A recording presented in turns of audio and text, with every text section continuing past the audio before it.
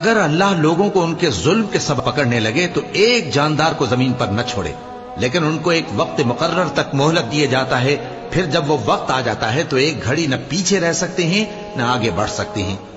اور تمہارے پروردگار نے فرمایا ہے کہ تم مجھ سے دعا کرو، میں تمہاری دعا قبول کروں گا۔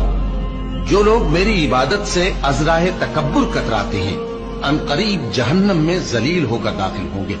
اللہ ہی تو ہے جس نے تمہارے لیے رات بنائی کہ اس میں آرام کرو اور دن کو روشن بنایا کہ اس میں کام کرو۔ بے شک اللہ لوگوں پر فضل کرنے والا ہے، لیکن اکثر لوگ شکر نہیں کرتے۔ شیطان تمہیں تنگ دستی کا خوف دلاتا اور بے حیائی کے کام کرنے کو کہتا ہے، اور اللہ تم سے اپنی بخشش اور رحمت کا وعدہ کرتا ہے، اور اللہ کشائش والا ہے، سب کچھ جاننے والا ہے۔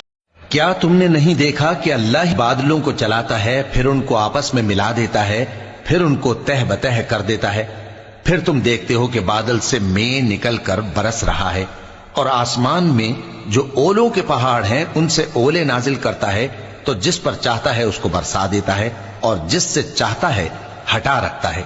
اور بادل میں جو بجلی ہوتی ہے اس کی چمک آنکھوں کو خیرہ کر کے بینائی کو اچ کے لیے جاتی ہے۔ اللہ ہی رات اور دن کو بدلتا رہتا ہے۔ اہل بصارت کے لیے اس میں بڑی عبرت ہے۔